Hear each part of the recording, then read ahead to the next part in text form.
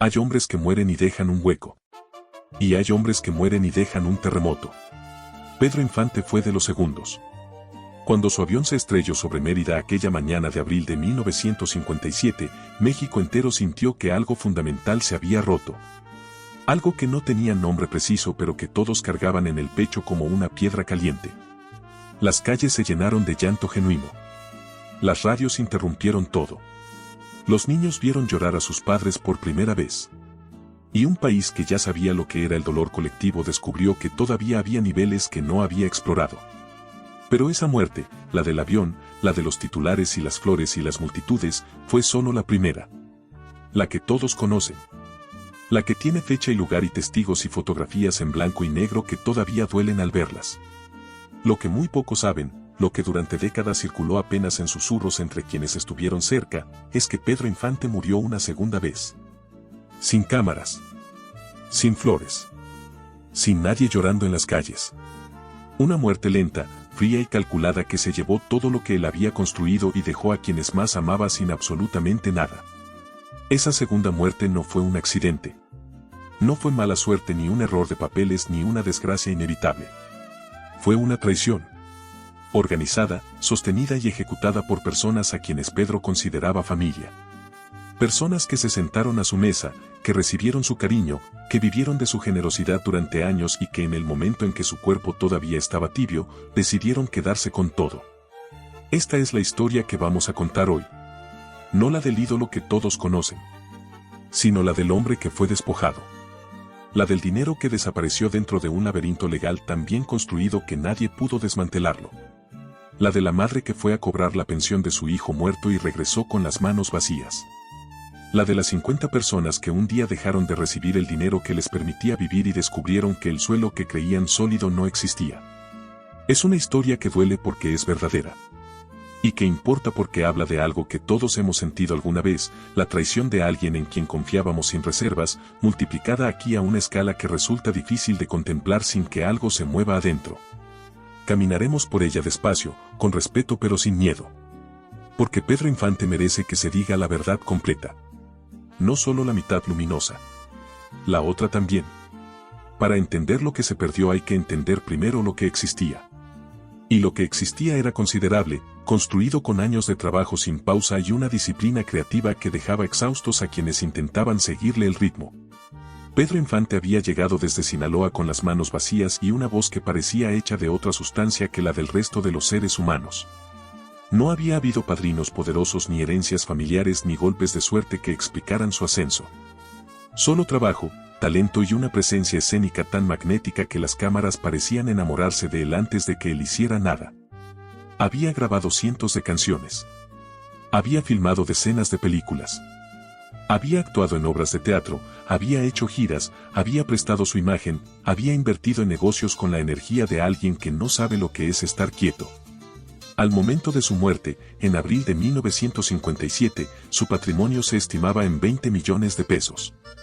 Una cifra que en aquel México de mediados del siglo XX representaba una fortuna de dimensiones casi incomprensibles para el ciudadano común. Era el tipo de dinero que no solo compraba comodidad sino seguridad para generaciones. El tipo de dinero que, bien administrado, debía haber garantizado el bienestar de su familia por décadas. Tenía propiedades en varias ciudades. Tenía acciones en productoras cinematográficas de las más importantes de la época. Tenía participación en una compañía aérea. Tenía automóviles, joyas, cuentas en distintas instituciones bancarias.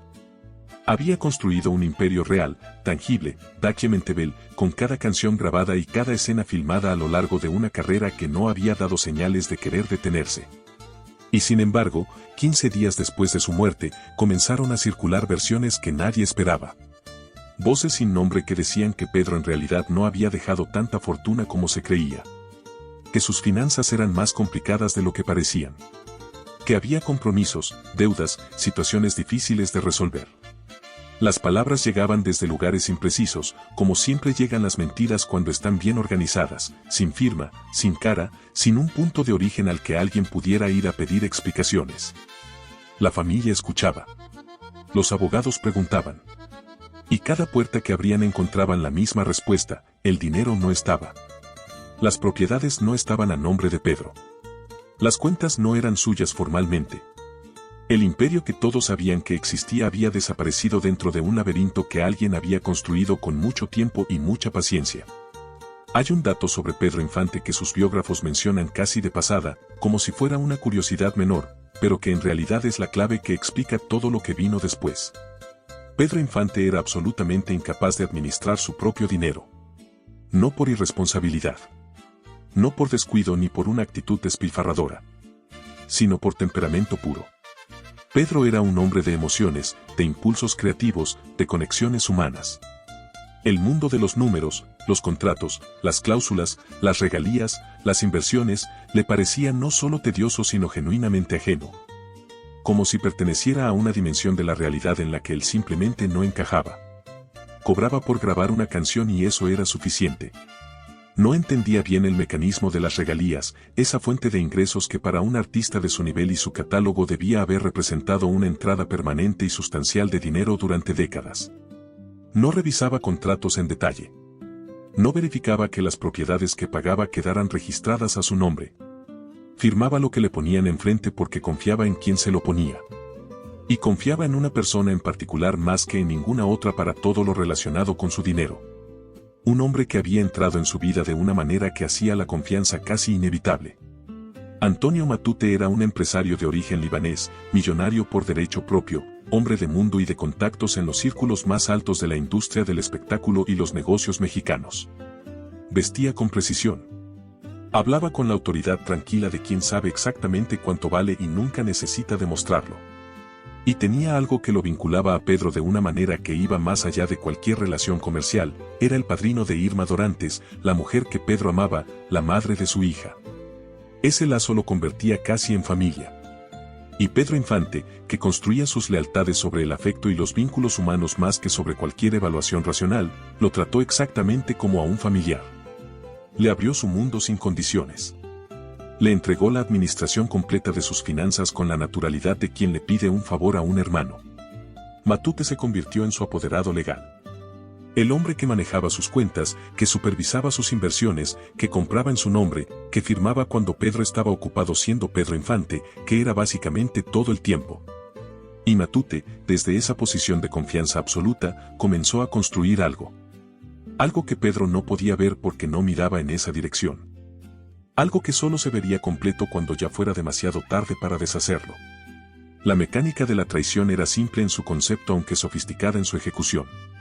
Cada vez que Pedro le pedía a Matute que comprara algo, una propiedad en tal ciudad, un automóvil, una participación en tal empresa, Matute lo compraba. Usaba el dinero de Pedro, salía de las cuentas de Pedro, se pagaba con los ingresos de Pedro.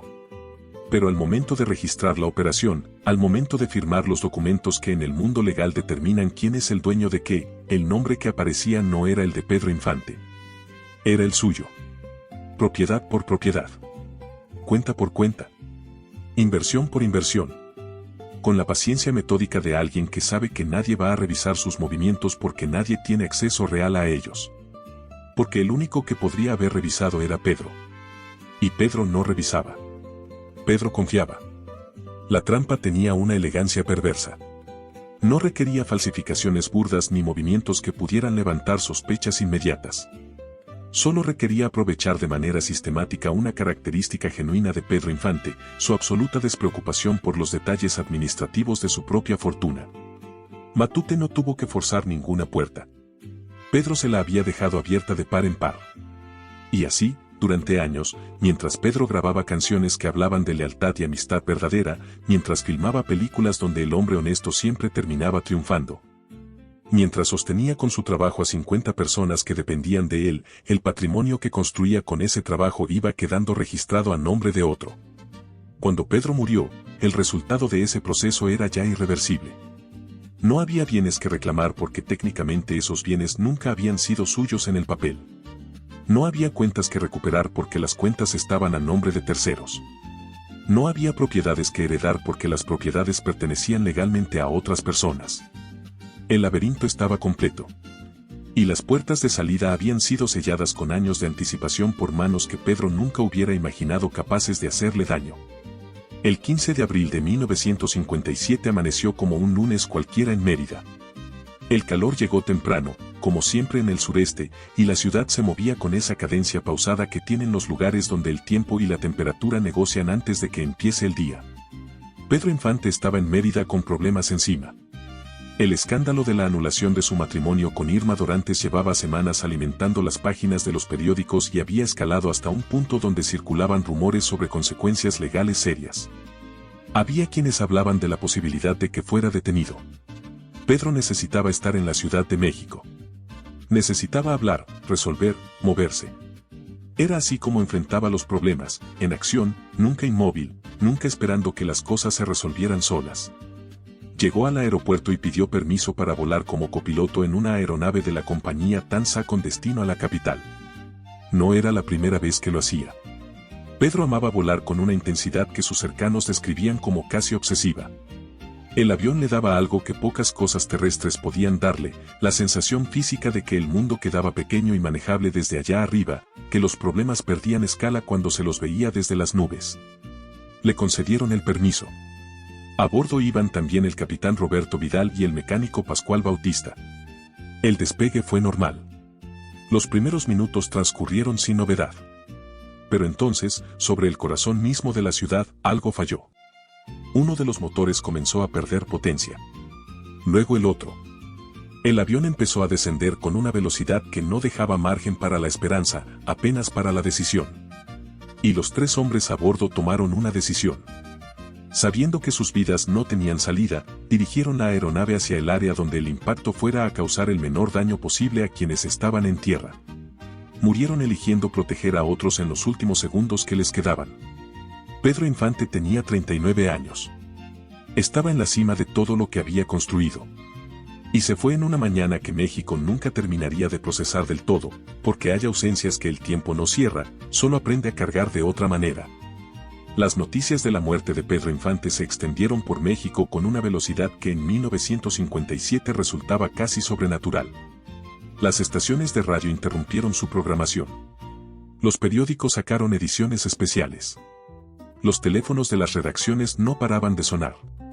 Y en las calles, en los mercados, en las fábricas y las oficinas y los hogares, la gente dejaba lo que estaba haciendo y se quedaba quieta con esa quietud particular que produce una noticia que no se puede terminar de creer. El funeral fue algo que México no había visto antes y que difícilmente volvería a ver en esa escala. Decenas de miles de personas salieron a las calles de la Ciudad de México para despedir a su ídolo. Había quienes habían caminado horas para estar presentes. Mujeres que se desmayaban de un dolor completamente genuino. Hombres que en aquella época no lloraban en público bajaban la cabeza y apretaban la mandíbula y miraban el suelo como si en él pudieran encontrar alguna explicación que el cielo no les daba. Pedro Infante había sido tan cercano, tan humano, tan de todos. Que su muerte se sentía personal aunque lo único que lo uniera a la mayoría de esas personas fuera una canción escuchada en la radio de la cocina o una película vista en el cine del barrio un domingo por la tarde. Pero mientras el pueblo lloraba afuera, adentro comenzaba otra historia. Una más fría, más calculada, más silenciosa. Porque apenas el cuerpo de Pedro fue sepultado, la maquinaria de la disputa comenzó a moverse. No con gritos ni con violencia, sino con papeles y con silencios y con palabras cuidadosamente elegidas. La pregunta que todos se hacían era la misma. ¿Quiénes eran los herederos legítimos de Pedro Infante? ¿Qué pasaría con la fortuna que todo el mundo sabía que existía? Su hermano Ángel Infante salió a los medios con la seguridad de quien cree que las reglas escritas gobiernan el mundo real. Declaró que por ley la herencia correspondía a doña Refugio Cruz, madre de Pedro, a sus hermanas y a los sobrinos que Pedro sostenía directamente. Hablaba como alguien que todavía no sabe lo que le espera. Pronto lo sabría. Antonio Matute recibió la noticia de la muerte de Pedro Infante y tuvo un infarto. Eso fue lo que se reportó. Fue hospitalizado de inmediato y los médicos ordenaron reposo absoluto. Permaneció internado 2 semanas completas, protegido por los muros de una clínica y por el escudo moral que da ser un enfermo, alguien a quien no se puede presionar ni interrogar porque su salud está en riesgo. 2 semanas. En el mundo de los papeles, las propiedades y las cuentas bancarias, 2 semanas pueden ser una eternidad. Tiempo suficiente para que el caos inicial del duelo se asentara un poco. Para que la familia, hundida en el dolor más agudo, perdiera el momento exacto en que las preguntas correctas habrían podido hacerse con más efecto. para que cualquier movimiento necesario pudiera completarse sin testigos inconvenientes. Cuando Matute salió del hospital y comenzaron las conversaciones formales sobre la herencia, la realidad empezó a mostrarse en su forma más brutal y más irreversible. Las propiedades que Pedro había comprado no aparecían registradas a su nombre. Las cuentas bancarias que él creía suyas no lo eran en los documentos formales. Las acciones en las productoras cinematográficas, las participaciones en la compañía aérea, los vehículos, las joyas, todo lo que Pedro había adquirido con su trabajo aparecía registrado a nombre de terceros. Los abogados de la familia buscaron. Revisaron archivos, consultaron registros, enviaron solicitudes. Y cada vez que encontraban una pista que parecía llevar hacia algún bien que pudiera reclamarse, el camino terminaba en el mismo lugar, un documento que decía que ese bien no era de Pedro. Que nunca lo había sido formalmente. Que pertenecía a alguien más. Y Pedro había muerto sin testamento. Sin un documento que estableciera con claridad a quién le correspondía qué. Ese fue el golpe definitivo. Porque incluso si hubiera existido voluntad de devolver algo, sin un testamento y sin bienes registrados a nombre de Pedro, el camino legal era casi imposible de recorrer para una familia que no tenía los recursos económicos ni la energía emocional para sostener una batalla judicial de años. La trampa había sido construida con demasiada paciencia y demasiada anticipación como para desmontarla desde afuera. Hay una escena en esta historia que es difícil de sacudir una vez que se conoce. No requiere música dramática ni efectos especiales para golpear con fuerza. Es una escena simple, casi doméstica, y es exactamente por eso que resulta tan difícil de contemplar. Un mes después de la muerte de Pedro Infante, doña Refugio Cruz fue a cobrar su pensión. Era el dinero con el que vivía. El dinero que Pedro le tenía asignado y que llegaba puntual cada mes porque Pedro Infante nunca fallaba a su madre. Eso era algo sobre lo que ella podía descansar con absoluta certeza, como se descansa sobre algo que forma parte del orden natural de las cosas. Fue a ver a Antonio Matute. Y Matute, el hombre que Pedro había tratado como familia durante años, el padrino de la mujer que Pedro amaba, el administrador de todo lo que Pedro había construido, la miró a los ojos y le dijo que no habría más dinero. Que con la muerte de Pedro todo había terminado. Que no volvería a haber un solo centavo. Doña Refugio Cruz salió de esa reunión con las manos vacías. Una anciana.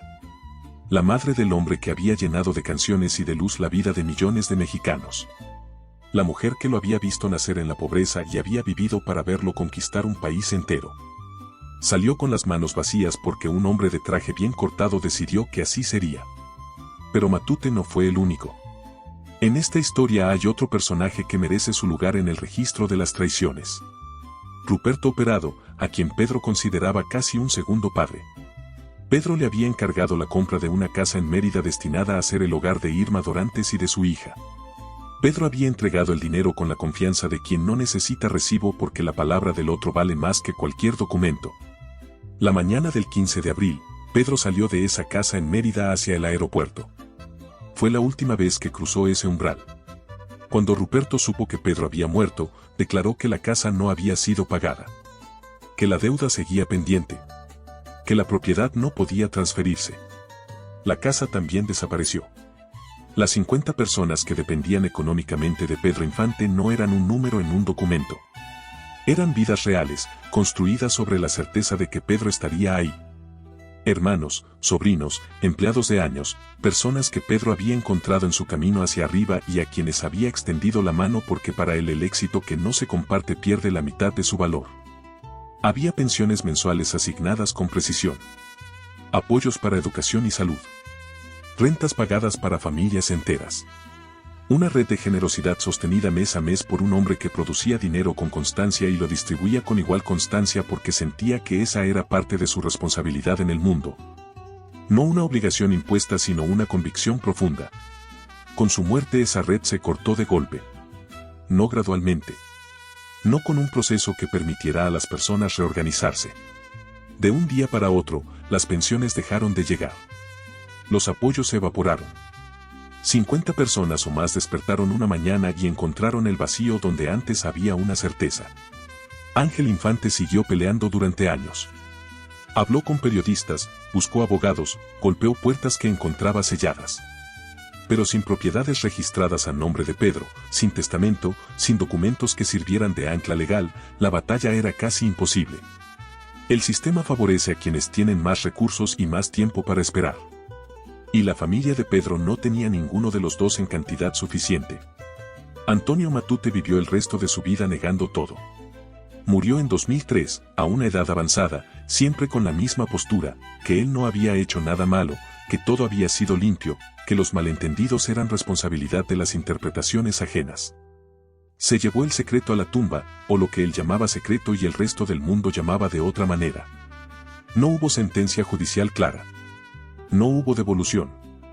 No hubo justicia visible y reparadora. Lo que quedó fue el silencio, y una familia que aprendió de la manera más brutal posible lo que cuesta confiar sin límites en un mundo que no siempre está a la altura de esa confianza. Doña Refugio Cruz sobrevivió a su hijo exactamente un año. Murió en 1958. Los registros médicos hablan de cáncer. Quienes la conocieron en esos meses finales hablan de otra cosa. Hablan de una mujer que había dejado de querer seguir aquí. Que se levantaba cada mañana sin el motor que la había mantenido en movimiento durante décadas. Que miraba el mundo con los ojos de alguien que ya había dado todo lo que tenía para dar y que ahora cargaba algo que ningún tratamiento podía tocar. Pedro le había prometido que mientras viviera trabajaría para darle todo. Una vejez tranquila, sin preocupaciones económicas, llena de las comodidades que su vida dura y larga merecía. Esa promesa era sagrada para él porque Pedro no hacía promesas a medias. Las hacía con el cuerpo entero, con la misma intensidad con la que cantaba o abrazaba o reía. Y Doña Refugio lo sabía. Por eso cuando la pensión dejó de llegar, cuando fue a cobrarla y regresó con las manos vacías, algo en ella se apagó de una manera que no tuvo vuelta atrás. Murió pobre. La madre del hombre que había ganado millones, que había llenado de canciones todo un continente, murió sin ver cumplida la promesa más importante que su hijo le había hecho. Esa es quizás la imagen más brutal de esta historia. No el avión cayendo. No los 20 millones desaparecidos. Sino esa anciana saliendo de una oficina con las manos vacías porque alguien decidió que así sería. Y sin embargo, incluso en medio de todo ese dolor, hay algo que ninguna traición pudo quitarle a Pedro Infante. Algo que Matute no pudo registrar a su nombre. Su voz. Sus películas. Las canciones que siguen sonando décadas después en cocinas y cantinas y fiestas de pueblo donde alguien las pone porque las conoce de memoria sin haber intentado aprenderlas nunca. Eso no se lo robó nadie. Eso quedó exactamente donde Pedro lo había puesto, en el corazón de México. ¿Qué nos dice esta historia sobre el mundo en que vivió Pedro Infante? ¿Y qué nos dice sobre el mundo en que vivimos nosotros? La lectura fácil sería hablar de ingenuidad. Un hombre que confió demasiado, que no cuidó sus papeles, que no dejó testamento, que no protegió legalmente lo que había construido con tanto esfuerzo. Y todo eso es cierto. Pedro Infante fue vulnerable en esos aspectos de una manera que resultó fatal para quienes dependían de él. Pero quedarse solo en esa lectura es un error que le hace un favor a los traidores. Porque coloca el peso moral en la víctima en lugar de ponerlo donde corresponde, en quienes decidieron aprovecharse. Un hombre que confía no es responsable de la traición que recibe. El responsable es siempre quien elige traicionar. Y esa distinción, que parece obvia cuando se dice en voz alta, se pierde con frecuencia cuando analizamos estas historias, como si la bondad fuera una especie de imprudencia que merece su castigo. Antonio Matute tuvo décadas para rectificar.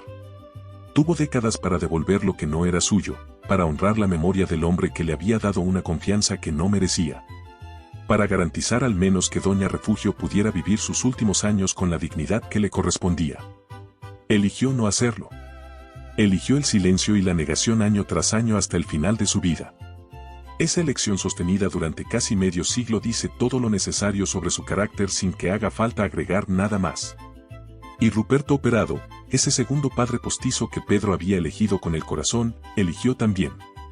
Eligió declarar que una casa pagada no había sido pagada. Eligió aprovechar el momento exacto en que el hombre que había confiado en él ya no podía contradecirlo. Eligió el dinero sobre la memoria de alguien que lo había llamado casi padre. Dos hombres. Dos elecciones. Una misma traición multiplicada sobre la misma base, la confianza de Pedro Infante, usada como instrumento de despojo. Pedro Infante le cantó a la lealtad durante toda su carrera. Le cantó a las madres, a los amigos de verdad, a la honestidad del hombre de trabajo, al amor que no negocia y a la amistad que no se compra. Y lo hizo con una autenticidad que sus canciones todavía transmiten décadas después de su muerte porque la autenticidad no envejece. No fue una actuación. Era él. Era lo que creía y lo que vivía y lo que pedía del mundo que lo rodeaba. Que haya sido traicionado por quienes más confiaban no borra lo que fue. No cambia la calidad de su corazón ni la grandeza de su generosidad. Solo nos recuerda algo que sabemos pero que preferimos no mirar de frente, que la bondad genuina existe en un mundo que no siempre está a su altura. Y que a veces el precio de ser completamente honesto en ese mundo es un precio que se paga muy caro y que no siempre se paga uno solo, sino que lo pagan también todos los que uno ama. México recuerda a Pedro Infante con mariachis y películas en blanco y negro y canciones que se saben de memoria sin haber intentado aprenderlas. Lo recuerda con cariño que no ha disminuido con el tiempo sino que parece haberse profundizado, como si cada generación que lo descubre lo encontrara más grande y más cercano que la anterior. Ese es el tipo de legado que no se puede robar ni registrar a nombre de otro. Pero también merece recordarlo completo. Con su gloria y con su tragedia. Con su voz y con el silencio que le dejaron sus traidores. Con las canciones que grabó y con el dinero que le robaron. Con el ídolo que era y con el hombre vulnerable que también era, ese hombre que confiaba con los ojos cerrados y que pagó por esa confianza un precio que nunca debió cobrársele. Recordarlo solo a medias, solo en la parte luminosa, es hacerle exactamente lo que sus traidores quisieron, borrarlo incompleto, quedarse con lo que brilla y enterrar lo que duele. Pedro Infante vivió para los suyos. Trabajó para los suyos. Prometió para los suyos. Y los suyos fueron abandonados en su nombre por quienes se llenaron la boca con su amistad mientras se llenaban los bolsillos con su dinero. Esa es la verdad completa. La que durante décadas se susurró y nunca se dijo en voz alta con todas sus letras. La que Pedro merece que se cuente.